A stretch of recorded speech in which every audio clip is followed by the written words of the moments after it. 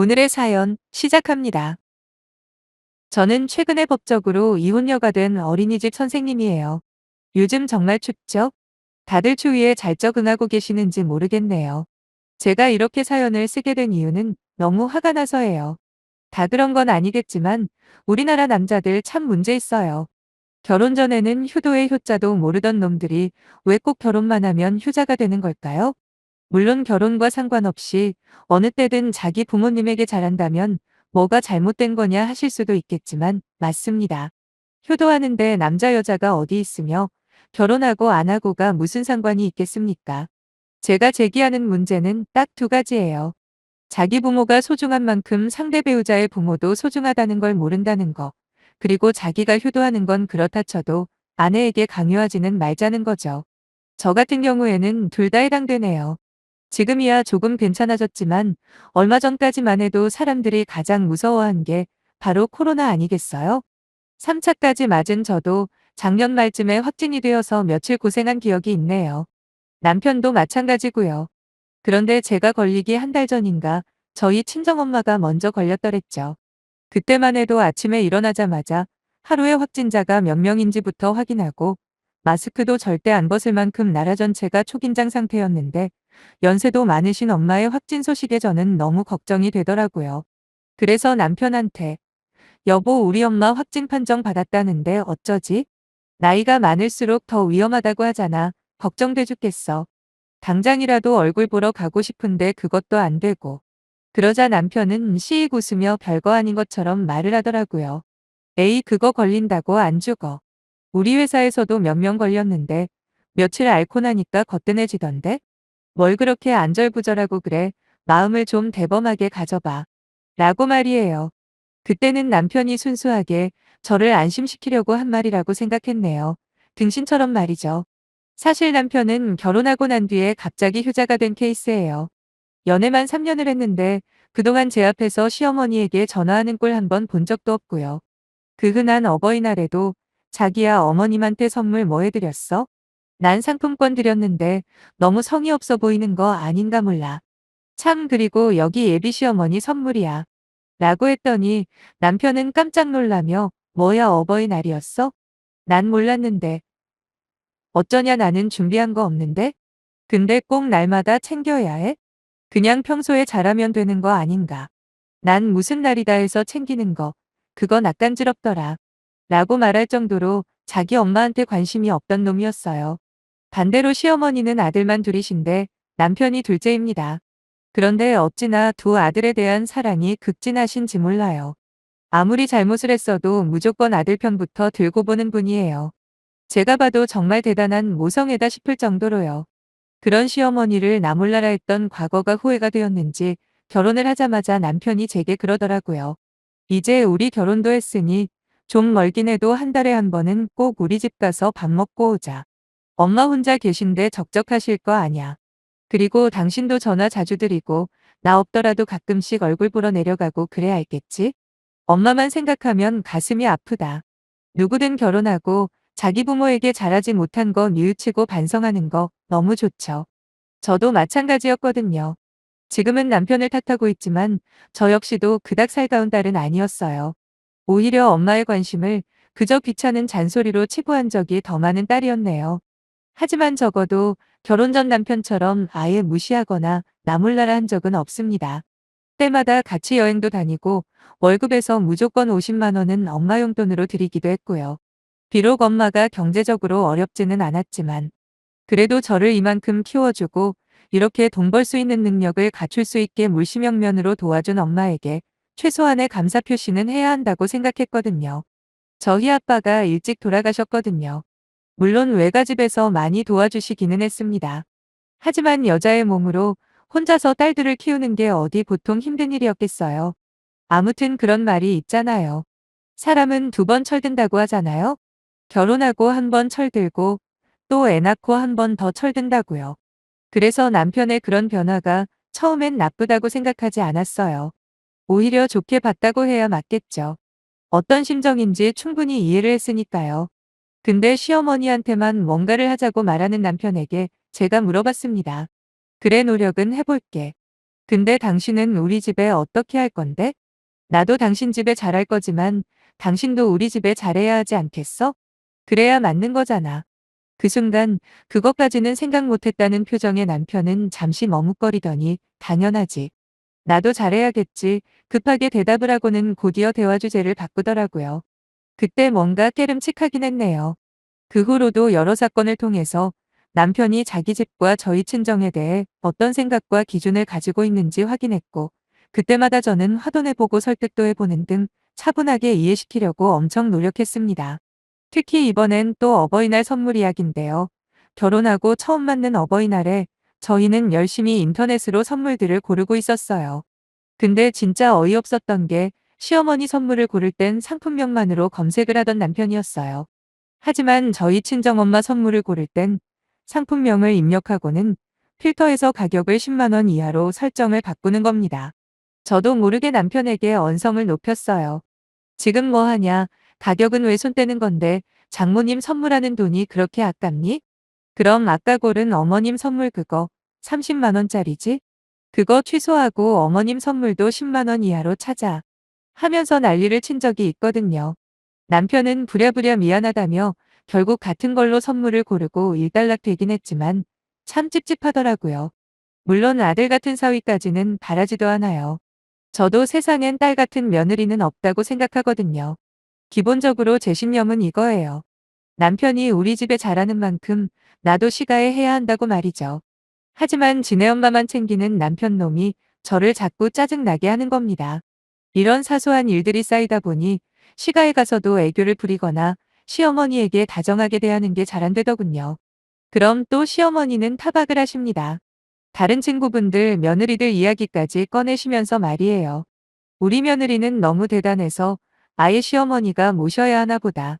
얼마나 대단하신지 내가 몸둘 바를 모르겠네. 내 친구들 며느리들은 어머님 어머님 하면서 아주 옆에 딱 붙어서 극진하게 모시던데. 내가 며느리 복은 없나 보다. 이렇게 빈정대실 때면 남편은 눈치도 없이 아니야 엄마. 이 사람 애교 되게 많아. 오늘은 뭐 잘못 먹었나 보지. 다음엔 제대로 애교 보여드려 여보할겠지? 라면서 끼어드는데 한 대 좁힐 수도 없고 진짜 중간에서 뭐 하자는 건지. 딱 봐도 대놓고 비꼬고 저를 욕하는 건데 그런 눈치도 못 채고 뭐라고요? 다음엔 제대로 애교를 보여줘. 이게 지금 누구 때문에 벌어진 일인데 정작 당사자는 아무것도 모르고 그저 헤헤거리는 모습이 정말 얄미웠습니다. 남편은 저희 친정에 잘하냐고요? 당연히 아니죠. 그럼 제가 이렇게 난리를 치겠습니까? 가끔이지만 저희 집에 가는 날이면 아침부터 없던 짜증이 막 밀려오나 봐요. 사소한 걸로 시비를 걸기 시작하는데 한 번은 너무한다 싶어서 제가 한마디 한 적이 있습니다. 당신은 꼴랑쳐가 한 번 가는 날이면 당신 짜증 받아주는 것도 한계라고 집에 그냥 있으라고 했더니 웬걸 진짜 그대로 짐 풀고 바로 핸드폰으로 게임을 하는데 정말 기도 안 막히더라고요. 근데 왜 계속 살았냐고 물으신다면 솔직히 할 말은 없네요. 그나마 변명을 좀 해보자면 양가 집안 문제를 제외하면 크게 흠잡을 때는 없었다고나 할까요. 직장도 나름 괜찮고 가끔씩 자증 부리는 건 저도 마찬가지니 퉁친 걸로 하고 또 집안일 같은 경우에는 철저하게 분담해서 하는데 아무래도 맞벌이 부부가 가장 많이 싸우는 원인이 바로 집안일 때문이라고 다들 그래서 결혼 초기부터 남편과 철저하게 나눴습니다. 청소만큼은 하기 싫다는 남편은 빨래와 각종 쓰레기 버리는 걸 담당하고 저는 당연히 청소와 식사 준비를 하기로 했죠. 물론 설거지는 돌아가면서 하고요. 딱히 시키지 않아도 군말 없이 잘하는 남편이었어요. 이혼하기 전까지도 그랬고요. 하지만 저희 집에 하는 것과 자기 집에 하는 게 너무 차이가 나다 보니 알게 모르게 저도 스트레스가 쌓였나 봐요. 나중엔 남편의 말 한마디 한마디도 모두 신경이 쓰이는 겁니다. 제가 너무 많은 걸 바라는 건가요?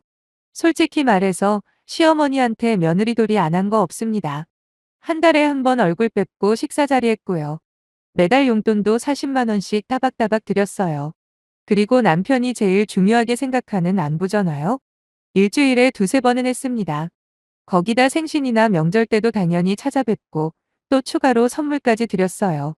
거기까지는 좋습니다. 제가 그동안 며느리돌이 한 게 아깝다거나 억울하다는 이야기가 아닙니다.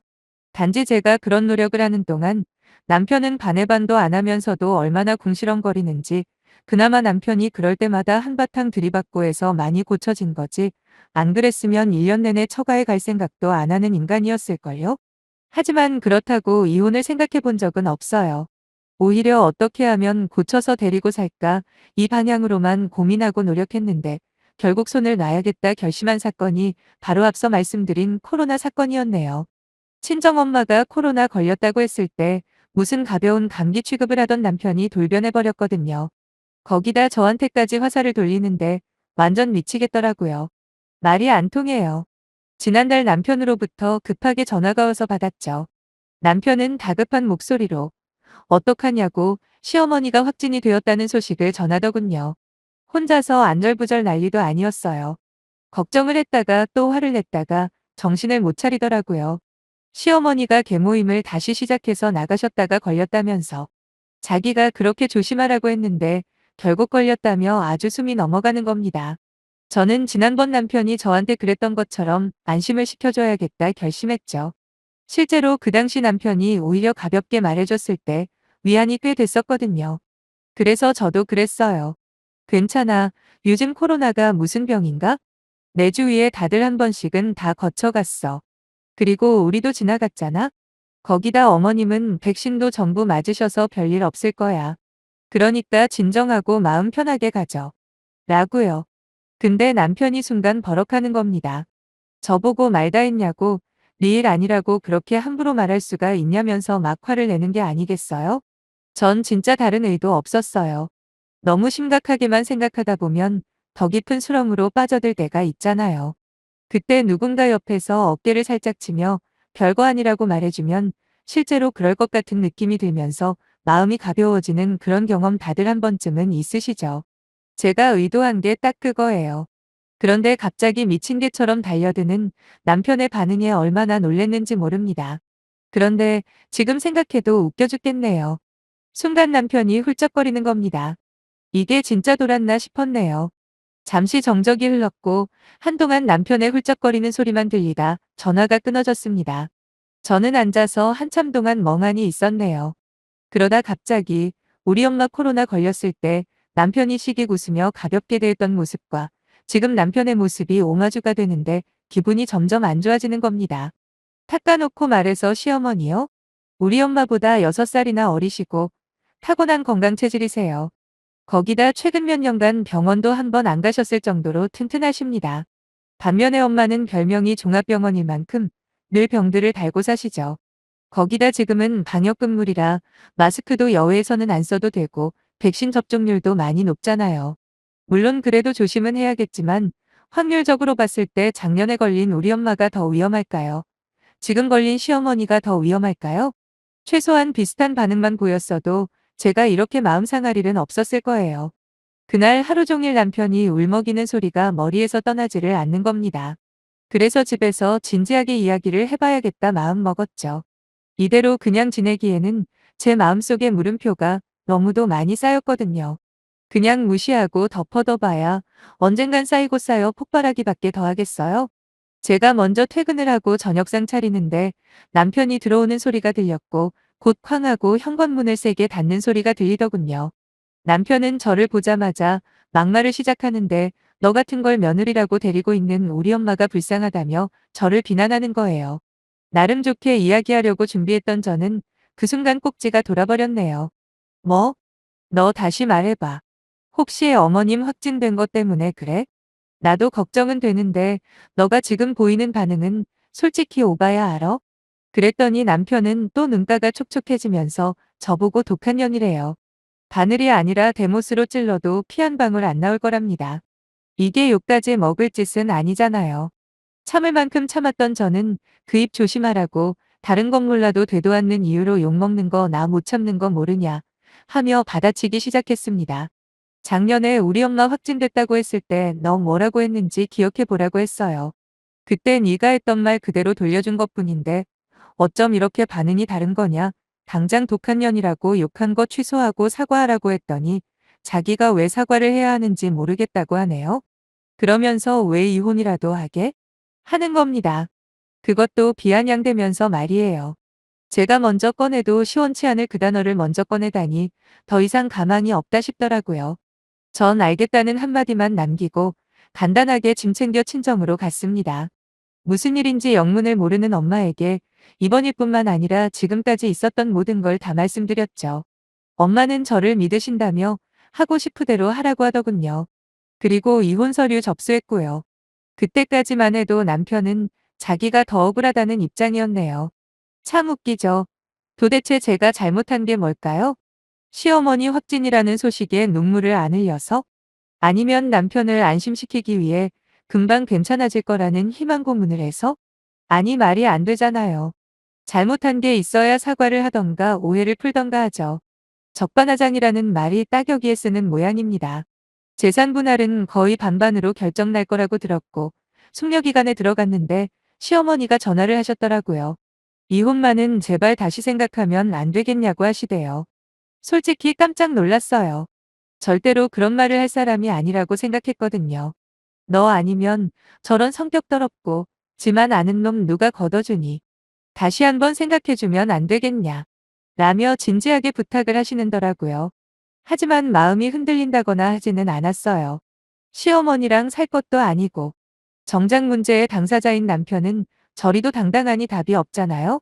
전 싫다고 죄송한데 이 이혼은 충동적으로 결정한 게 아니라 그동안 쭉 쌓여왔던 게 폭발해서 그런 거니 저도 돌이킬 수 없다고 하고 끊었습니다. 그렇게 이혼을 하고 저는 수많은 돌싱 중 한 명이 되었습니다.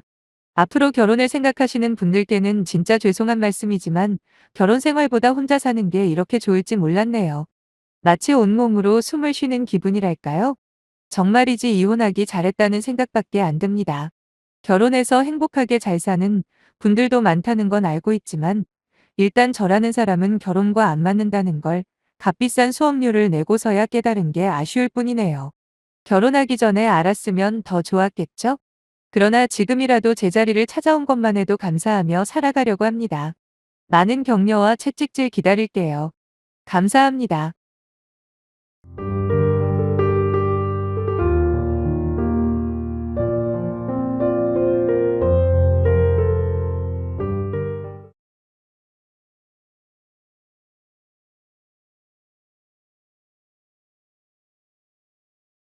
오늘의 사연 시작합니다. 안녕하세요. 결혼 7년차 주부예요. 여기 올라오는 사연들을 보다 보면 아무래도 시어머니와의 갈등이 가장 많은 것 같던데 저희 시어머니는 정말 좋은 분이세요. 시아버지께서 신랑 어릴 적에 암으로 돌아가신 뒤로 혼자서 두 아들 뒷바라지 하는 것만으로도 힘드셨을 텐데 우리 신랑을 이렇게까지 훌륭한 사람으로 키워오신 것만으로도 충분히 존경받아 마땅하다고 생각합니다. 시어머니께서 사시는 곳이 지방이라 처음 뵙기까지 전화로만 몇 번 통화한 게 전부였는데 몇 번의 대화만으로도 인품이 인자하시고 훌륭해 보였지요. 저희 집이나 신랑 집이나 경제적으로 넉넉한 편은 아니었기 때문에 저희 둘이서 모아놓은 돈만 가지고 결혼 준비를 해야 했지만 착하고 성실한 남편 하나만 믿고 결혼을 결심했습니다. 참고로 시어머니는 고향에서 아주버님 네하고 함께 살고 있으셨고요. 아주버님 같은 경우에는 저희가 결혼하기 훨씬 전부터 이미 형님과 가정을 이루고 결혼하자마자 시어머니를 모시고 함께 살고 있다고 들었어요. 두 분이 맞벌이기도 하고 아이가 워낙 일찍 생겨서 시어머니께서 아이를 봐주는 조건으로 합가를 했다고 하긴 했지만 그때는 형님이 얼마나 대단하게 보였는지 모릅니다. 한번 생각해 보세요. 아무리 시어머니 인품이 좋다고는 하지만 요즘 같은 세상에 신혼 때부터 시어머니 모시고 살겠다는 며느리가 어디 있겠습니까? 하지만 그런 좋은 인상은 첫 만남에서 산산조각 나버렸지요. 결혼 전 시어머니에게 처음 인사드리려 지방에 내려간 적이 있거든요. 시어머니께서 뭐하러 이 먼 곳까지 두 사람이나 불편하게 내려오냐며 본인만 고생하면 된다며 혼자 올라오시겠다는 거 간신히 뜯어말려서 저희가 내려가기로 했습니다. 그런데 시어머니께서 저희 보고 그러면 조금 일찍 와줄 수 있냐고 부탁을 하시더라고요. 이른 아침부터 준비하긴 했지만 차로 거의 5시간이나 걸리는 거리였기 때문에 도착을 하고 나니 점심때가 거의 다 지나 있었어요. 환한 미소로 저를 반겨주신 어머님께서 제 남편이 제일 좋아하는 음식인 청국장을 준비해 주셨더라고요. 물론 저도 청국장을 좋아하는 음식이라 상관없었는데 어머님께서는 저한테 뭐 좋아하는지 물어보지도 않고 아들 좋아하는 음식 위주로 차려놔서 미안하다 사과를 하시는 겁니다. 제가 훨씬 아랫사람인데도 함부로 대하시지 않으시고 그런 사소한 부분까지 배려해 주시는 모습에 몸둘 바를 모르겠더군요. 아무튼 즐거운 분위기 속에 식사를 마치고 이런저런 이야기를 나누며 시간을 보내고 있는데 어머님께서 자꾸만 시계를 흘끔흘끔 보시는 겁니다.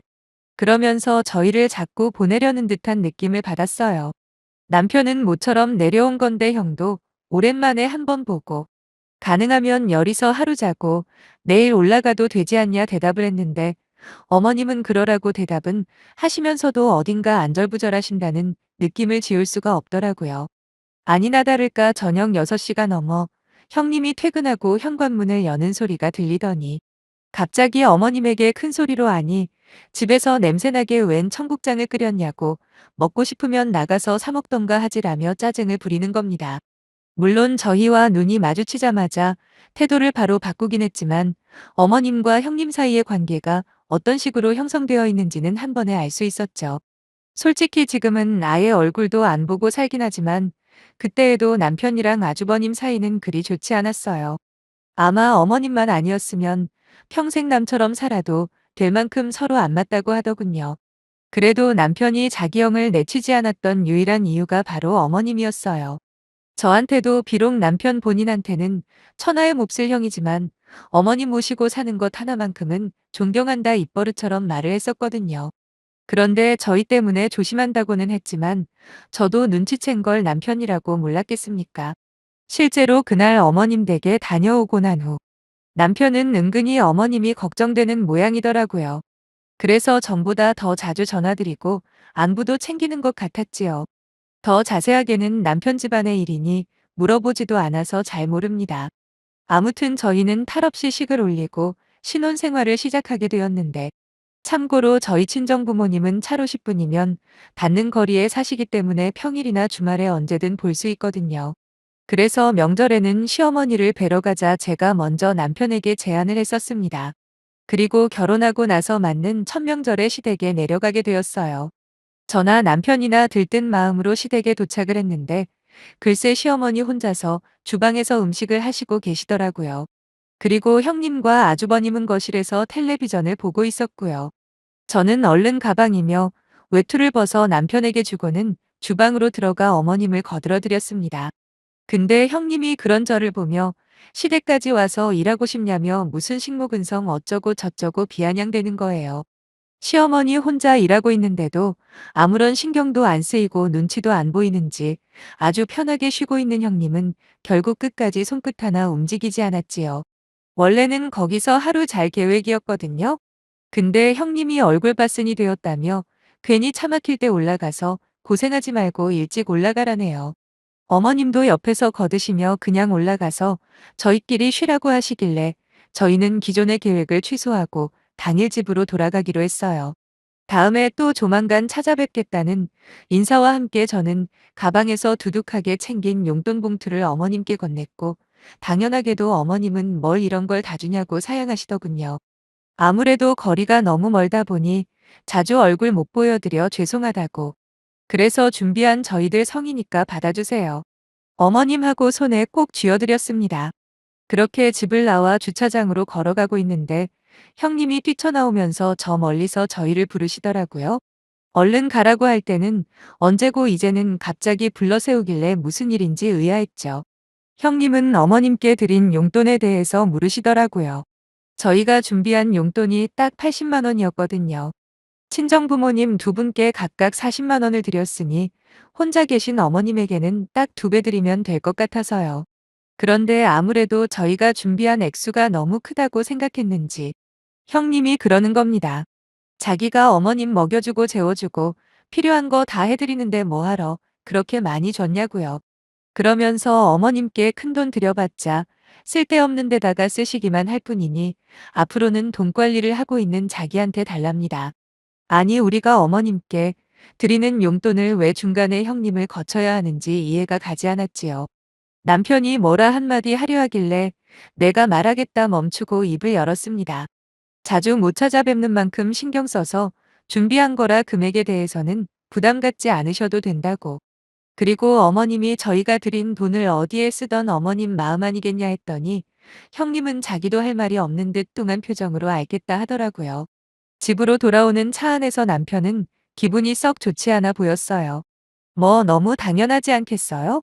결혼 전에 청국장 사건 때부터 천명절 일까지 생각해보면 제가 보기에도 석연찮은 부분이 너무 많은데 아들인 남편 속은 오죽했겠습니까? 결국 얼마 후 남편이 아주 어렵게 말을 꺼내더라고요. 아무래도 어머니가 형님 내서 좋은 대우를 받고 계시는 건 아닌 것 같다고 하면서 혹시라도 어머님이랑 함께 사는 건 아예 불가능하냐 물어보는 겁니다. 솔직히 시어머니를 모시고 사는 게 부담 안 된다고 하면 거짓말이겠죠. 하지만 여태껏 형님도 모시고 살았는데 나는 못할 게 뭐가 있냐라는 생각이 들기도 하고 제가 봐도 어머님이 관세 아닌 관세를 받고 있는 게 분명해 보여 긍정적으로 대답을 해줬습니다. 그랬더니 남편은 저한테 고맙다고 너무 고맙다고 평소에 한 번도 보이지 않던 눈물까지 보이더군요. 명절이 끝나고 한 달 정도인가 지났을 때 남편이 전화를 드렸고 저희의 이런 결정을 말씀드렸는데 어머님께서는 걱정 안 해도 된다며 단칼에 거절을 하시더랍니다. 형님이 행동이나 말은 그렇게 해도 어머님을 잘 챙겨주기도 하고 또 손주 봐주면서 정도 많이 들었대요. 거기다 평생 살아온 고향을 떠나는 게 엄두가 안 난다는 말씀도 하셨는데 결정적으로 저희의 제안을 거절한 이유는 따로 있었습니다. 미국에 계시는 언니, 그러니까 저에겐 시이모님이 되시겠네요. 아무튼 시이모님께서 조만간 한국에 돌아오시면 둘이서 조용히 살기로 정했다고 그때까지는 형님네에서 그냥저냥 지내고 싶으시다 하시는데 저희로서는 더 이상 뭐라고 할 말이 없더군요. 남편에게 들은 바로는 시이모님께서 20대 초반에 근처 군부대에 주둔하던 미군을 만나 미국으로 시집을 가셨다는데 물론 실제로 만나뵌 적은 한 번도 없고요. 근데 미국으로 건너가자마자 모진 차별과 변해버린 남편 때문에 얼마 안 가서 이혼을 하시게 되었고 그렇게 자녀도 없이 혼자서 미국에서 자수성가를 하셨다고 들었어요. 연락이 한동안 안 되다가 1년 전인가 다시 연락이 닿았다고 시이모님께서 조만간 은퇴를 하시면 한국에 살 곳을 마련해서 같이 살기로 했다는 사실을 어머님께서 처음으로 말씀해 주셨어요. 그때가 되면 시이모님이 연금도 많이 나오고 사업이며 정리한 재산들로 둘이서 먹고 살기에 충분하니 걱정 말라고 저희를 안심시켜 주시더라고요. 형님이 그때 주차장에서 어머님 용돈을 따로 자기한테 달라 말라 하긴 했지만 저는 아랑곳하지 않고 그 뒤로도 어머님 용돈은 항상 어머님께 직접 드렸거든요. 형님은 저희한테 자기가 그 돈을 중간에서 가로챌 것도 아닌데 왜 그렇게 고집을 부리냐며 몇 번 투덜거리긴 했지만 저도 대충 짐작되는 부분이 있었기 때문에 형님이 원하는 대로 하지 않았습니다. 어떻게 다른 사람도 아니고 가족을 못 믿냐고 저더러 아주 효자났네 효자났어 라며 또 한 번 비아냥대더라고요. 아무튼 그렇게 시간이 지나 현재까지 오게 되었는데 몇 달 전에 형님네서 더 이상 어머님을 모시지 않겠다는 소식을 듣게 되었지요. 어차피 남편에게 시어머니를 모실 생각이 있다고 말한 바 있기 때문에 실제로 시어머니께서 저희 집에 사셔도 문제될 건 하나도 없거든요. 그런데 갑자기 어머님을 못 모시겠다고 하는 이유라도 알고 싶은 게 인지상정 아니겠습니까? 그래서 남편과 함께 주말에 찾아가서 물어봤죠. 형님은 나이가 이제 어느 정도 컸는데 한 집에서 다 같이 살기에는 여러모로 불편하다는 납득할 수 없는 이유를 들더라고요. 남편이 그런 게 이유가 되냐고 형님께 소리치듯 따지니까 평소에 효자인 척은 다 하더니 막상 이제 와서 모실 생각하니까 엄두가 안 나는 거냐며 조롱을 하더군요. 점점 서로 언성이 높아지다가 형님이 개뿔 가진 것도 별로 없는 시어머니 이젠 못 모시겠답니다. 그때 미국에 계시던 시이모님께서 그만 세상을 떠나셨다는 소식을 처음 듣게 되었어요. 형님 말에 따르면 아이도 어느 정도 다 컸으니 이제나 저제나 어머님 분가할 날만 기다리며 살았다네요. 그리고 여태 모셔온 노고가 있으니 시이모님이 오시고 시어머니가 분가를 하실 때 가지고 있던 집을 형님네서 전부 증여를 받기로 되어 있었나 봐요. 이 부분은 저나 남편이나 불만 없습니다. 결혼하고 쭉 시어머니 모시느라 고생한 건 사실이니까요. 그런데 그 집이 뭐 몇십억짜리 집도 아니고 시골의 작은 아파트라 값은 얼마 하지 않아요. 그래도 그동안 애봐주고 집안일 해주니까 겸사겸사 참고 모셨는데 어머님이 분가를 하기도 전에 시이모님이 돌아가시게 되니 졸지에 형님네가 평생 어머님을 떠안아야 한다는 상황이라 생각한 거죠. 시골집 팔아봐야 2억 원도 안 하는데 거기서 세금까지 내면 그게 얼마나 된다고. 아니 그 돈 받자고 시어머니 돌아가실 때까지 평생 모시고 사는 건 아무리 생각해도 수지타산이 맞지 않는다며 여태껏 자기들이 모셨으니 이제는 저희 차례라고 하더라고요. 도의적으로는 몰라도 솔직히 논리적으로는 틀린 말이 아니라 저희도 더 이상 반박하지 않고 곧장 어머님 모시고 올라왔습니다. 그런데 저희와 살기 시작한 어머님의 모습은 많이 우울해 보이셨어요. 짐가방이라고 가져오신 게 겨우 캐리어 하나밖에 없었고, 저희 집에 계시면서도 자꾸만 집안일을 본인이 해야 한다는 강박 같은 게 있으신 건지 도무지 한시도 가만히 계시지를 못하시는 겁니다. 어머님에게 집안일은 하지 않으셔도 된다고 그저 편하게 계시라고 말씀을 드렸더니 그날 어머님은 처음으로 슬프게 우시더군요. 진짜 그동안 어떤 삶을 살아오셨는지 짐작이 되면서 마음이 참 아팠습니다. 남편뿐 아니라 저 역시도 퇴근하고 오면 몸이 피곤하기도 했지만 그래도 어머님이랑 여기저기 그동안 못 드셔본 좋은 음식들도 나가서 사 먹고 주말에는 가볼 만한 곳을 서칭해서 모시고 나갔어요. 그렇게 셋이서 사는 거에 적응을 하고 있던 무렵 어느 날 미국에서 걸려온 전화 한 통을 받게 되었는데 본인을 미국에서 사무실을 운영하고 있는 변호사라고 소개하면서 시이모님께서 살아생전에 한국에 부동산을 사놓으신 게 있다는 소식을 전해주더라고요.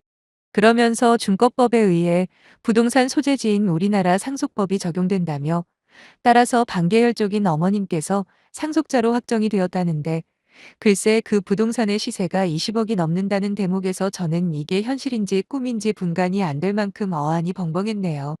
하지만 어머님께서는 이런 기쁜 소식에도 끝까지 형님네 걱정을 하시는 겁니다. 물론 자기를 내다버리듯 내쫓은 건 괘씸하지만 그동안 손주와도 정이 많이 들었고 얼마 되지는 않지만 그래도 주기로 했던 고향집은 원래대로 물려주고 싶다고 하셨습니다. 그래서 얼마 전 어머님과 함께 형님네에 다녀왔지요. 형님은 저희를 보자마자 인상부터 쓰더니 왜 모셔보니까 같이 못 살 것 같아서 다시 찾아온 거냐며 또 그 특유의 비아냥거림을 시작하더라고요. 그러면서 진작에 어머님 용돈도 자기한테 줬으면 좋았지 않았냐고. 그 돈이라도 자기한테 줬으면 1, 2년은 더 모시고 살아줬을 수도 있었는데 끝까지 효자 노릇한다 고집부린 저의 오지랖 때문이라네요. 시어머니가 어떤 마음으로 찾아왔는지도 모르고 얼마나 깐족대던지요. 어머님도 그런 형님의 태도에 화가 많이 나셨는지. 그러면 시골집은 필요가 없느냐고 물어보셨어요. 그러자 형님은 시골집을 미끼로 다시 합가를 시도하려는 줄 알고 기겁을 하더라고요. 그깟 거 얼마나 한다고 지금 집 가지고 유세를 부리시냐 학을 떼더니 자기는 필요 없다고 말하면서 원한다면 유산 포기 각서까지 써주겠답니다. 그냥 해본 말이었겠지만 제가 누굽니까? 실제로 형님이 유산 포기 각서를 작성하게 하고 공증까지 받는 데는 2시간도 채 걸리지 않았어요. 그리고 어머님께서 마침내 시이모님이 남겨주신 유산에 대해서 말을 꺼내셨지요. 점점 이게 뭐지 하며 혼란스러운 표정으로. 자기가 내뱉어 놓은 말이 있으니까 뭐라 하지도 못하고 그저 당황해서 어쩔 줄 몰라 하던 형님의 표정이 아직도 생생하게 생각이 나네요. 그래도 10년을 넘도록 한 집에서 살아온 시어머니를 그저 끝까지 이용가치만 계산하고 생각하던 형님은 결국 그 죄를 닳게 받은 거마 마찬가지 아니겠습니까? 그 뒤로 형님네와는 일절 연락하지 않고 지내고 있는 상황이고 어머님은 시이모님이 남겨준 건물에서 혼자 지내고 계십니다. 저희 집에서 같이 살자고 저와 남편이 몇 번이나 말씀드렸지만 한동안은 자유도 누려보고 또한 힘들었던 마음도 추스릴 겸 혼자서 지내고 싶다고 하시네요. 포기각서를 받기는 했지만 어머님은 시골집을 형님네 아이, 그러니까 어머님이 10년 넘게 키워준 손자한테 물려줄 생각을 가지고 계신 것 같아요. 지난번에 저랑 이런저런 이야기를 하시다가 애는 잘못이 없지 않느냐 하시더라고요. 물론 저희도 욕심부릴 생각 추호도 없고요. 그 집이 형님네 아이에게 돌아갔을 때 분명히 형님이랑 아주버님이 가만히 있지는 않겠지만 그래도 어머님 뜻에 따르기로 정했습니다.